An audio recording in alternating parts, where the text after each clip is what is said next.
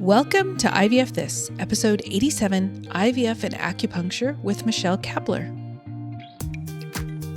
Welcome to IVF This. I'm your host, Emily Ginn. After 10 years of primary and secondary infertility due to both male and female factor infertility, I am now the mother to 3 beautiful miracles. I am married to my favorite person in the world. I'm a social worker, a life coach, and an IVF warrior.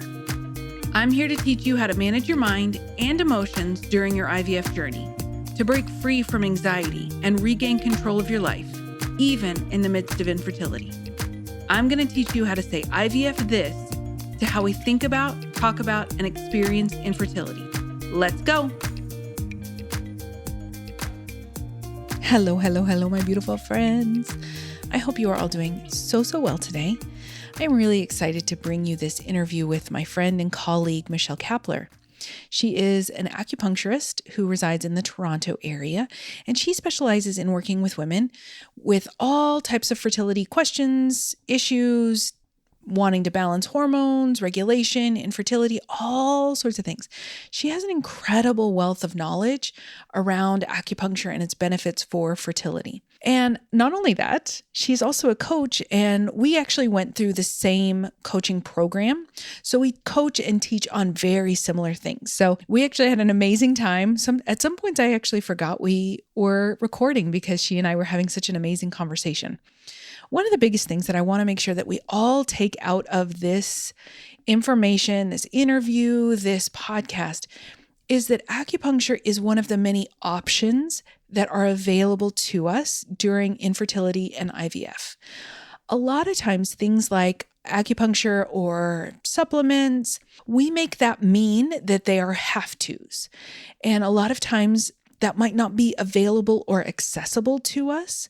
And so that makes it even more stressful and difficult during this time. So I want to make sure, and we do talk about that at length during this interview, that it is one of the many options. So I want to make sure if you're going to take anything from this particular interview, from this particular episode, it is always that we have options and that acupuncture is one of those options. So I'm really excited to bring this to you. I absolutely adore Michelle. As you can tell, we have a lot in common. So it was a blast to record this for you, and I'm so excited to share it with you. Have a wonderful week, and I'll talk to you soon.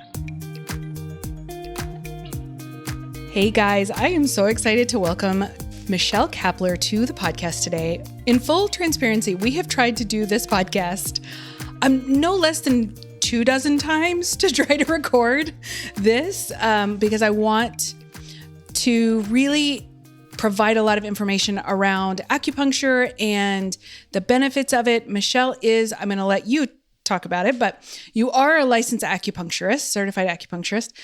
And so now is a really amazing time for us to talk about that, pretty much because we actually had the time on our schedules available to meet. So I'm super excited. Michelle, I want you to tell us all of the things, your journey, just dive in. I want to hear it all. Sure. Okay, awesome. So first I'll just, do the general introduction. So I'm a fertility-focused acupuncturist and Chinese medicine practitioner. And I'm also a board-certified fertility specialist, being a fellow of the American Acupuncture and TCM Board of Reproductive Medicine. And I'm also a mentor and coach for folks who are experiencing stress and anxiety during their fertility treatment process. And I also like to highlight that I'm a proud feminist. And so I come from that framework in my work as well. A little more about me professionally. I have 3 clinical locations in the Greater Toronto area where I live for acupuncture and Chinese medicine. And these are clinics specifically in the area of gynecology and reproductive endocrinology. And I provide coaching and consulting and mentorship to people all over the world. And a little bit about me personally. I live in Ontario, Canada, in an off-grid homestead with my husband, my 2 kids, my 24 chickens, and my 1 cat named Rambo. I'm sorry, did you say 24 as in 24 chickens? Actually, that's not accurate. We lost one a few weeks ago to a coyote, unfortunately. But yeah, we've got 23 chickens and we eat their eggs. Thank you. I was actually really sad about it when it happened. I cried more than I thought I would. I'm so sorry. Thank you. I would be upset too. The wealth of knowledge that you are bringing to this, we cannot underscore that enough because, and this was a conversation that you and I had a little bit right before we started recording, is this belief that there are very specific things that have to be checked off in our journey to family, right? I talk a lot with my clients about the book that I feel like kind of reinvigorated this belief that there's only one way to do things, and that is it starts with the egg. There's absolutely no shade to the book, to the author. She compiled a diligent and thorough list of things that were really beneficial to her. But the way that we process information in our culture and in our brains tells us that when someone has success with something, that is now the blueprint. And I think that has caused a lot of unintended negative consequences for the infertility community. So I'm curious what your thoughts are. I know we're just jumping into this particular aspect, but I'm curious what your thoughts are as it relates to acupuncture, because I have been to multiple clinics. I have contacted multiple clinics personally and professionally, and almost every single one of them, I can only think of a couple that don't include or advertise some sort of acupuncture service with an IVF round. And so I think that gets caught in our cultural vernacular with IVF.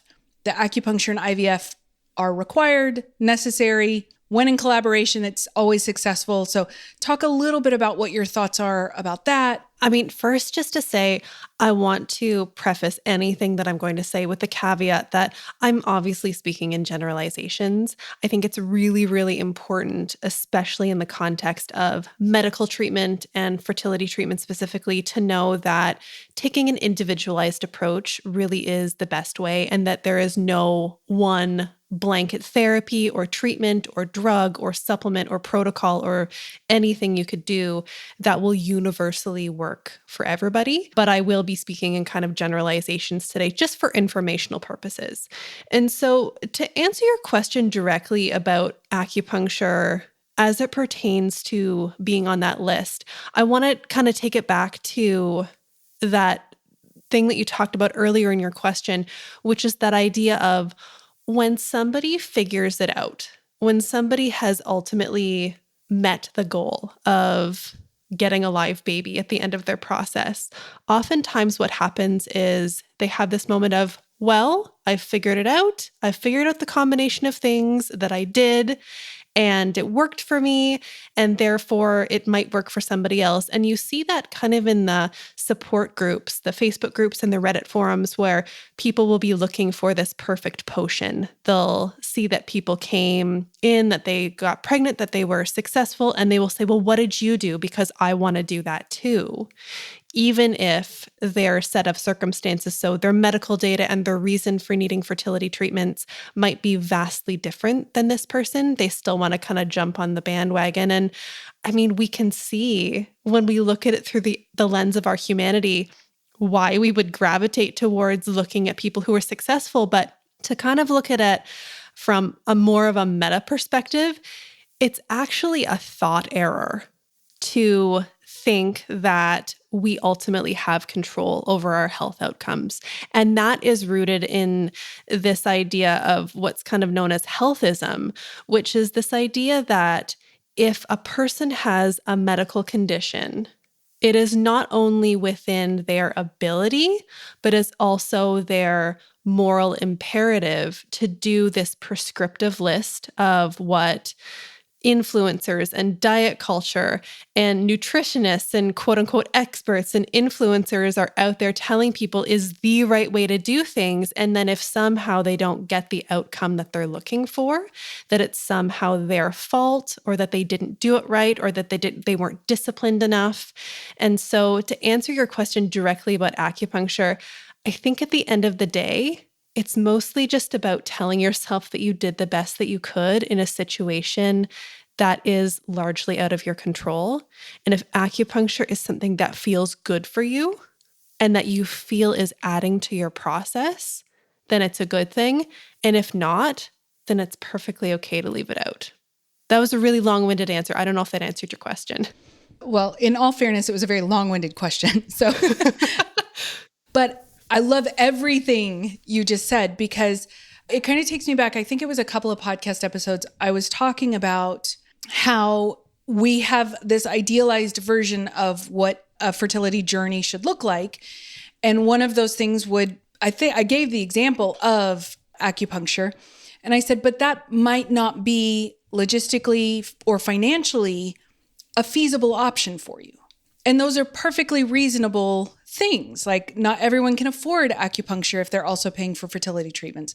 Not everyone can leave work in addition to doctor's appointments to go to acupuncture. Like, it's not a moral judgment on your character or a moral judgment on your willingness to do things to get pregnant if you're not able to do these things. And I think what you so beautifully described is that, like, if it works, brilliant. If it works for you, if for your lifestyle, for the choices that you make, wonderful. We don't have to use any of it against ourselves. And I think, which actually brings me to kind of the next question. In my mind, that almost seems like the exact opposite of what we're going for with acupuncture. If you're using not getting it or not doing it enough or whatever to calm your central nervous system. So talk a little bit about that. Yeah, I think that's kind of an interesting way to turn it on its head. But I mean, it totally makes sense logically. And I say this to people all the time in clinical practice. They'll come in and they'll say, it's just a lot to come once a week, or I should have started sooner, or I didn't get my few treatments in before my transfer, or, they'll kind of ask me these questions and almost make justifications for how their life just prevented them from doing the quote unquote ideal prescriptive acupuncture practice. And what I say to them always is, first of all, if it is creating stress to have to come to acupuncture, it's likely going to partially negate some of the positive effects that we're getting from what we're doing here together. So that's a really important consideration. And second of all, some acupuncture is better than no acupuncture. There isn't this kind of like magic threshold that you're looking to cross. Whether you have one treatment or 10 treatments or 20 treatments at varying frequencies, it's going to still provide benefit in those basic ways that we're looking to augment, let's say, an IVF cycle. So I think that you're bang on with that idea that any of these things that we do, it could be acupuncture, it could be a specific eating plan, it could be an exercise program to improve pelvic blood flow, it could even be something like thought work and meditation.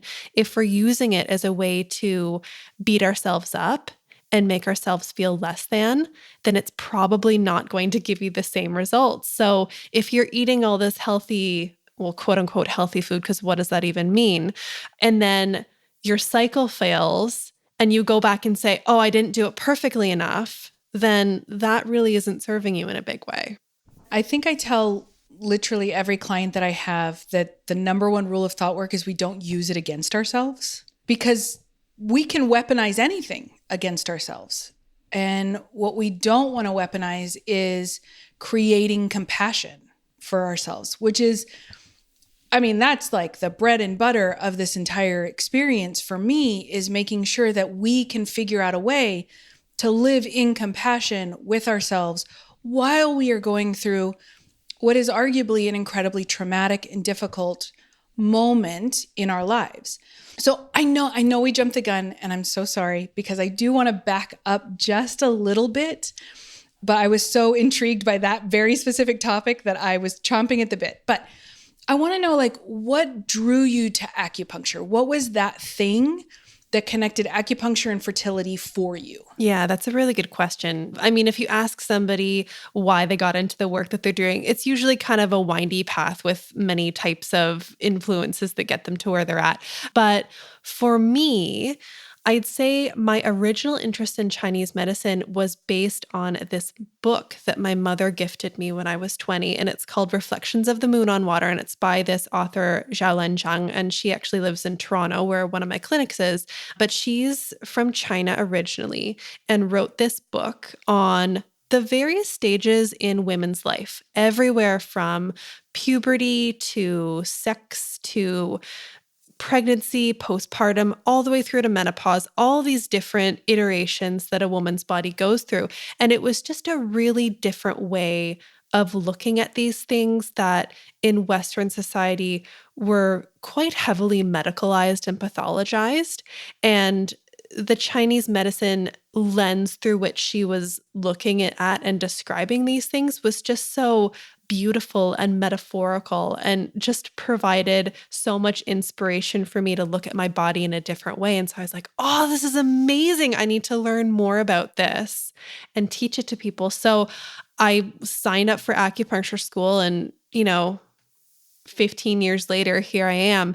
And in terms of specifically specializing in fertility, it really comes down to that's what I'm interested in talking about day in and day out. And also, to be honest, it's a political investment for me. It's very much in alignment with my feminism because I think that the medical system in general, regardless of whether you're trying to get pregnant or not, but just female hormones and physiology in general are way underserved in Western culture. So in Canada, where I am, and also probably where you are in the US, I mean, women's bodies weren't even allowed to be included in most medical research until the last few decades because we have menstrual cycles and they were just looked at as too complicated to be applicable in research. And that has led to this real discrepancy in how we serve women and their bodies and their medical needs versus what we actually have resource-wise. And so it's really important to me to be able to provide another option for people.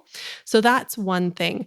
And then there's also this belief that I have that body literacy for people of all genders, of course, but especially for people with eggs and ovaries and female physiology. Because I remember in high school sex ed, all we learned was don't have sex because even if you look at a penis, you're going to get pregnant.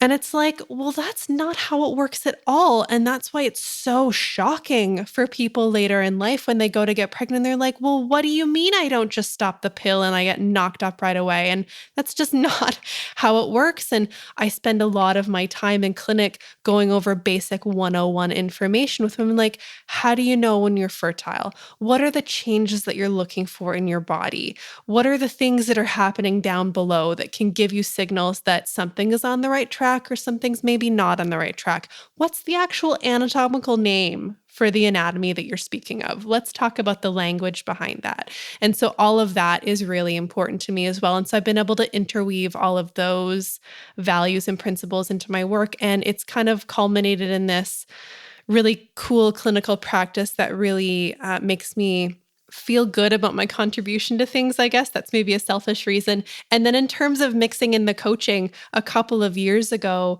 I got into coaching myself for personal reasons. And it was just life-changing for me to learn about thought work and managing your mind and kind of marrying that with the feminist lens through which I'm looking at the world. And I got certified and I was like, this is amazing. This is the thing that's been missing from what I've been offering my fertility patients to be able to help them in that way. So that's how I got to where I'm at today.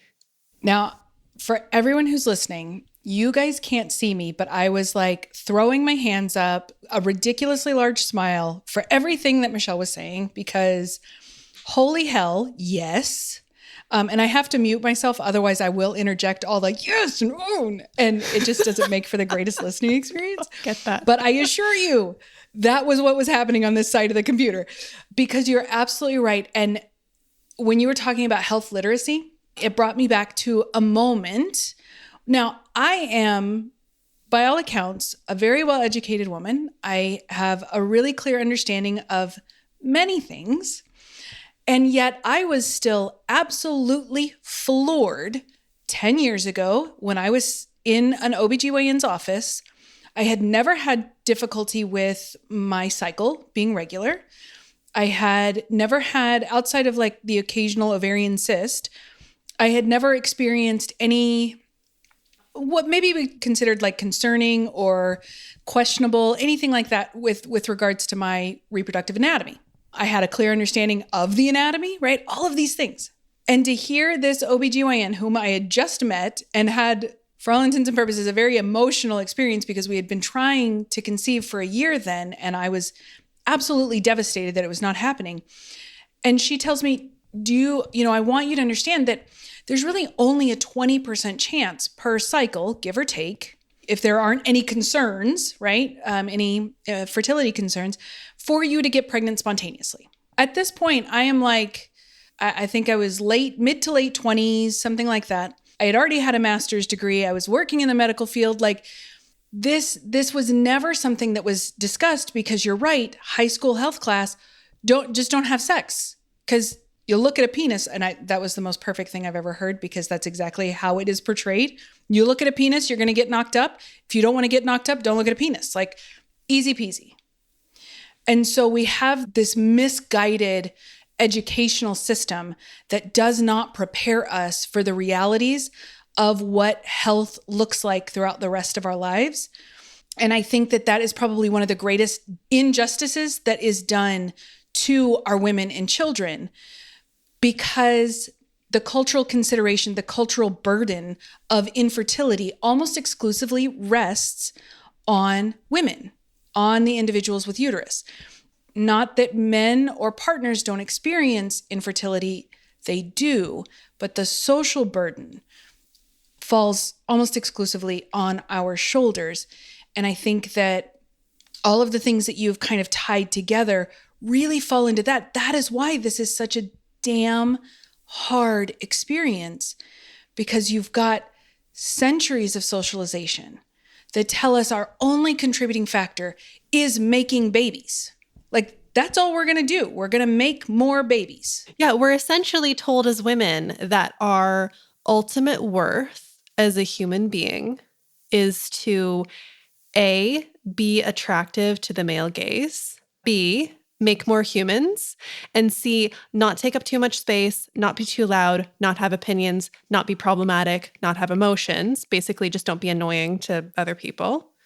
And that results in this really kind of backwards view on how, I mean, even to look at, you were talking about male versus female factor and infertility, and it floors me that if you look at the science of, and not that it's about assigning blame, but it's essentially around 30% of infertility is female factor related, around 30% is male factor related, and the other remaining percent is some combination of both. And yet I look at my patient population, and about 95% on average of my patients are female or people with eggs and ovaries.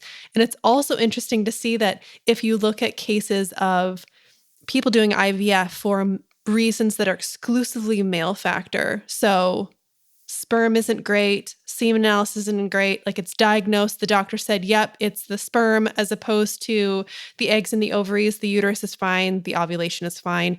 It's still the person with the eggs and the ovaries, the woman, that's coming in for all of the acupuncture, eating the diet, meditating, turning themselves inside out and backwards to do everything that they can. Meanwhile, the male partner refuses to quit drinking and smoking a pack a day. It's just super interesting to see that play out because of this cultural idea that, quote unquote, fertility is a woman's problem. Absolutely. And again, I cannot agree more, because this is, I believe, a truly missing piece. We're not out to villainize. I want to make sure that you guys listening understand this isn't a villainization of the male experience. They have a very unique experience during infertility. They are watching the person that they love go through this, and with little to no control. We're not taking that away. But we have to understand, when we talk about things like shame, which is probably one of the most predominant underlying emotions experienced during infertility, most of us can't like put a finger on, oh, this is shame. Most of us are, it's sadness, it's despair, things like that. But the shame that we experience when our expectations of what we have been socialized over centuries to do, and we can't, quote unquote, cannot do that, it really does truly strike at the heart of our identity as a woman or as someone with reproductive anatomy. And that is probably one of the most dangerous things that we do to ourselves and that society and culture have done to us. I do feel like you and I need a very separate podcast to go through all of the feminist theory associated, because And that might be a long form podcast because I think we could go on and on and on for that. But I want to make sure we really kind of highlight the importance or more of like the benefits of acupuncture as it relates to fertility and IVF. So give us an overview of what that looks like and what people try and get out of that process. Acupuncture is one of those things where, because it's a medicine and an art that's thousands of years old, there are many different ways that we can describe how it works. But for today's purposes, I'll talk about the benefits of acupuncture and the way of looking at acupuncture's efficacy more through a Western medical lens, as opposed to talking about qi and energy and stuff like that. I'll talk about physiology. So essentially, when an acupuncturist is looking to be a part of a person's fertility treatment process, the first thing I would say is that we're not looking at it as being the person's primary care provider. There are ways that you can use acupuncture and TCM in that way to try to conceive, but I'm assuming that most of your audience is doing fertility treatments in some capacity.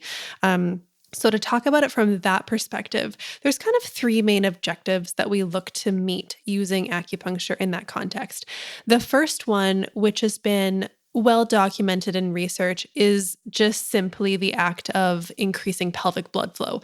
This has a lot of positive effects. So first and foremost, if you increase blood flow to the area, you're looking at bringing more oxygen and more nutrients to the area via the bloodstream, and this can help with follicle growth, egg quality, lining, just general good tissue health in the area. All of that's really important. And then the second thing that we look to do is to balance the nervous system. And so I can get a little bit more into what that looks like in a second. But it's basically kind of your nervous system balancing stress relief objective, and we look to meet that. And then the third one is, if I could put a blanket term to what it is, it's kind of relief of physical discomfort. And that can be for lots of reasons. A lot of the times, if patients come for relief of physical discomfort in my clinic, it'll usually be because of medication side effects. So for example, if you're taking letrozole for a couple of days and you're getting a bunch of headaches, we can help you with that. If you're on injectable gonadotropin medications and you're getting hot flashes and mood swings and insomnia and all that fun stuff, then we can treat that. If you've got constipation because you're on progesterone and oil injections, we can treat that with acupuncture. So we kind of look at the person from moment to moment and what they're needing. So we meet those objectives of nervous system regulation and pelvic blood flow. And then we also add in whatever they need in that particular day. And then the other part is, I'm really just there to hold space for people. For some people, they come in and I'm really the only person that they can just kind of spill their guts to or vent to or ask questions or just talk about their experience. So sometimes just by coming in and venting for 20 minutes and then laying on a warm table with a blanket on top of you, that in and of itself can be supremely healing. And if that's all you're getting out of the experience, that in and of itself, I think is valuable too. Well, first of all, my mind is a little bit blown away about what you were talking about, like managing some of the medication side effects, because for anyone who's done a long down regulation on like Lupron or something and has felt what it would be like to be in menopause, I could have used you so many times over. I've done many long down regulations. I had no idea that was an aspect of acupuncture. So I thank you for kind of describing that. And then secondly, I think that act of holding space is one of the most beautiful contributions that I give to people. Just in general, I feel like that's kind of one of my callings, is to take people exactly where they are. You mentioned earlier how your mom gave you this book and that kind of changed the direction of your life. And the book that I received was The Art of a Healing Presence when I was working on my master's degree in social work. And that was what changed. I was working in hospice care at that time. And that was what kind of changed my idea of what it is to be of service to people, if that makes sense.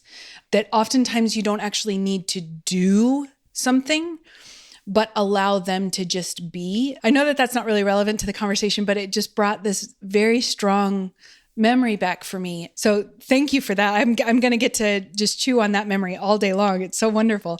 The beauty of acupuncture, what I'm hearing from you is that individualization, that taking care of the person that you are. There's not a one-stop shopping for this process, that there are so many elements to this beautiful practice that can meet many different needs. That's kind of what I'm hearing. What do you think? Yeah, I would say that that is an accurate description. And just to say, all of these things that I'm talking about, these benefits of acupuncture, acupuncture is not the only way to achieve these things. I mean, if you take nervous system regulation, for example, there are lots of different choices that people can use to achieve that goal. And so acupuncture isn't the be all end all of how to increase pelvic blood flow, because that can be done with other things like exercise or medication. So if that's a better suited solution for an individual, like there's no hierarchy of what's a better solution here. But to take it back to the nervous system regulation example, just to kind of go into what acupuncture does a little bit. So acupuncture points are believed to stimulate the central nervous system, and this in turn will release chemicals into the muscles, the spinal cord, the brain, and these biochemical changes can stimulate the body's natural healing abilities and promote physical and emotional well-being in general. And so, for example, one of the neurotransmitters that people might be familiar with is your serotonin, which is one of those delicious feel-good neurotransmitters.